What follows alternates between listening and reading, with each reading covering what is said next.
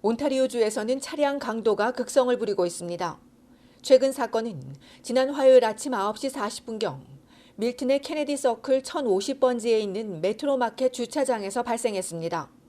2인조 1당은 자신의 차량으로 표적인 혼다 CRV와 접촉 사고를 냈습니다. 공개된 영상에서 이후 범인은 운전석 차 문을 열고 비명을 지르는 여성 운전자를 강제로 끌어내 땅바닥에 내동댕이 치고는 차를 타고 달아났습니다. 피해 여성 운전자는 병원으로 이송됐으며 다행히 생명엔 지장이 없는 것으로 알려졌습니다. 이들은 범행 10분 전 데리로드와 홀리 애비뉴 등에서 난폭 운전하고 과속 질주하며 뺑소니 사고를 내는가 하면 주유소에서 돈을 내지 않고 도주하기도 했습니다. 또 한 공립학교 펜스를 넘어 놀이터 주변으로 질주하는 모습도 포착됐습니다. 경찰에 따르면 이들이 탄 흰색 픽업 트럭은 지난 1월 7일 필 지역에서 도난당했고 이날 빼앗은 혼다 차량은 같은 날 오후 3시쯤 브램튼에 버려졌습니다. 경찰이 백인 남성 용의자 2명을 수배했는데 주유하는 모습이 공개된 첫 번째는 키 188cm의 회색 스웨터를 입었고 두 번째는 검은색 머리에 20대 후반으로 짙은색 후드가 달린 스웨터를 입었습니다. 경찰이 모든 자원을 투입해 끝까지 추적하겠다고 밝혔으나 갈수록 대담해지는 길거리 강도에 주민들의 충격과 불안은 커져만 갑니다. 이처럼 차량 강도가 기승인 가운데 최근 들어 램픽업 트럭이 차량 강도의 주요 표적이 되고 있습니다. 6지역 경찰은 지난해 램픽업 트럭 3,200여 대가 도난당했는데 올 들어 벌써 131대에 달했다며 5,000대가 넘을 것으로 예상했습니다.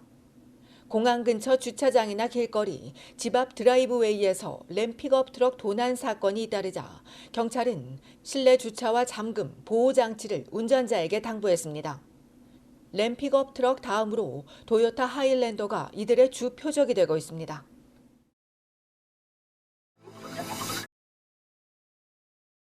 코로나 대유행 2년 차인 지난해 코로나에 걸려 병원에 입원한 영유아 수가 전년도보다 무려 600% 급증했습니다. 캐나다 헬스 인포메이션이 오늘 발표한 보고서에 따르면 코로나19 첫 해인 2021년 병원에 입원한 4세 이하 영유아는 325명에 불과했는데 지난해는 무려 2,315명으로 크게 늘었습니다. 코로나가 4세 이하의 10대 병원 입원 원인 순위에서 6번째를 차지하는 겁니다.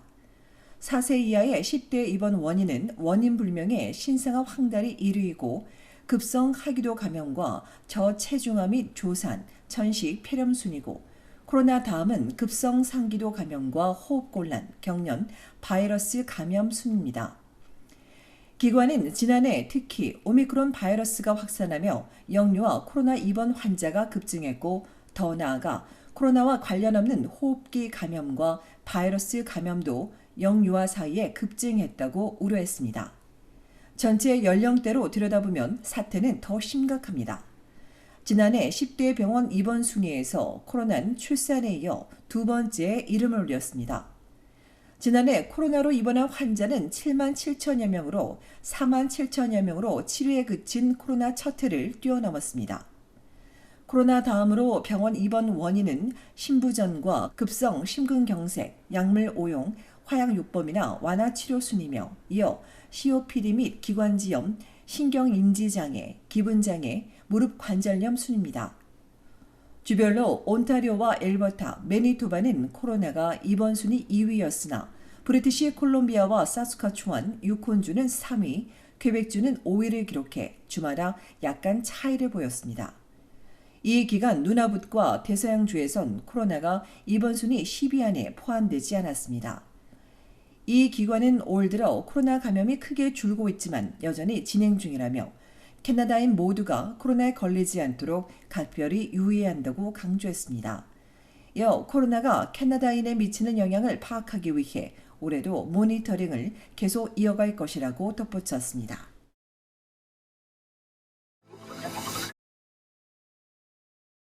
어제 온타리오주 광역 토론토와 남부 지역에 눈폭풍이 몰아쳤습니다. 오늘 새벽 눈은 그쳤지만 10cm에서 많게는 17cm의 눈이 쌓였고 오늘 오후까지 간간히 이어진 얼음비 탓에 도로와 인도는 매우 미끄러웠습니다. 이번 눈폭풍에 오늘 스쿨버스 운행을 취소하거나 휴교한 곳도 있었습니다. 토론토와 욕필 지역 교육청이 스쿨버스 운행을 중단했고 할튼과 워터루, 해밀턴, 나이아가라, 오타와는 휴교했습니다. 센테니얼과 세리던 등 일부 컬리지도 온라인 수업으로 바꿨습니다. 오늘 오전까지도 토론토를 제외한 남서부 지역 3만여 가구에 전기 공급이 끊겼습니다. 온주 경찰 관할 도로에선 200여 건의 크고 작은 사고들이 이어졌습니다. 항공기 역시 어제 수백여 건의 결항이나 지연 사태가 있었고 오늘 오전에도 100편 이상이 취소됐습니다. 토론토는 오늘 밤 체감 온도가 영하 17도까지 뚝 떨어지고 내일 낮에도 체감 온도가 영하 13도에 머물며 매우 춥겠습니다. 토요일 낮 체감 온도도 영하 9도로 춥겠으며 일요일부터 차츰 풀릴 것으로 예보됐습니다. 한편 브리티시 콜롬비아주는 예년보다 5도에서 10도 낮은 추운 날씨가 이번 주말까지 이어질 것으로 예상됩니다. 광역 빅토리아와 밴쿠버 아일랜드 동부 지역에 최대 30cm의 많은 눈이 내렸습니다. 더 웨더 네트워크는 오는 토요일 밴쿠버 아일랜드와 로어 메일랜드 지역에 많은 눈이 내리고 일요일 오전쯤 멈출 것이라며 운전자들은 각별히 유의할 것을 당부했습니다.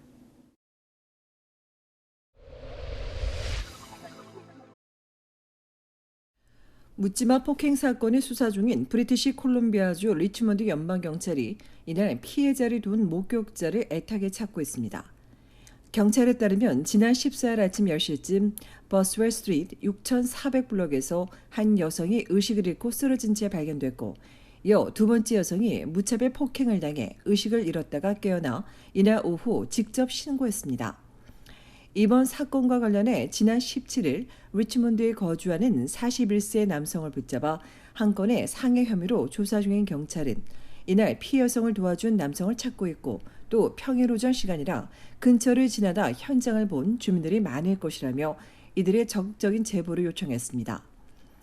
이 밖에 지난 일요일 리치몬드 버나드 드라이브에 있는 한 가정집에선 가족 관계인 43세 여성과 14세 소녀가 숨진 채 발견돼 수사 중이며 현재 경찰은 용의자를 쫓고 있지는 않다고 밝혔습니다.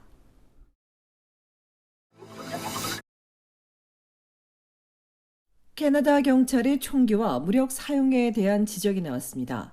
정부의 부분 지원을 받는 학교와 캐나다 시민자유협회 등 옹호단체로 구성된 합동조사팀이 오늘 발표한 예비 보고서에 따르면 지난해 경찰의 무력 사용으로 숨진 사망자 수는 69명으로 역대 최다를 기록했고 총기 사망이 4분의 3을 차지한 가운데 2000년 이후 경찰의 무력 사용에 의한 사망자 수가 704명에 달하는 것으로 집계됐습니다. 사망자 중엔 무고한 시민 여러 명을 살해한 범인이 있기도 하지만 다수는 무기를 휘두르거나 위협한다는 가족과 친구의 신고를 받고 출동한 현장에서 경찰에 의해 숨졌으며 특히 흑인과 원주민 피해가 가장 큰 것으로 알려졌습니다. 이 합동조사팀은 현재 캐나다의 경찰이 연루된 살인 사건을 추적하는 기관이 없어 데이터를 추적하는 것도 문제가 있다며 지속적으로 개선해 나가야 한다고 촉구했습니다.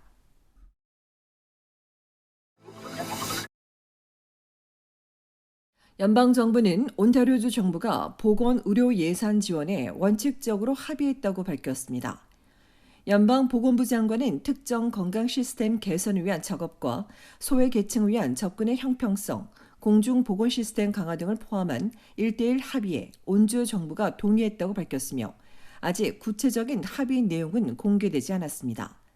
앞서 국내 보건의료 시스템 개선을 위해 10년간 2천억 달러를 투입한다고 밝힌 연방정부는 이후 각 주와 1:1 협의를 이어가고 있습니다. 한편 환자의 수술과 검사 대기 시간을 줄이기 위해 의료 민영화를 추진하고 있는 온주 정부는 민영 의료시설에서 백내장과 무릎 수술, CT, MRI 등을 이용할 때 온주민은 별도의 비용 없이 건강보험만 있으면 된다고 강조했습니다.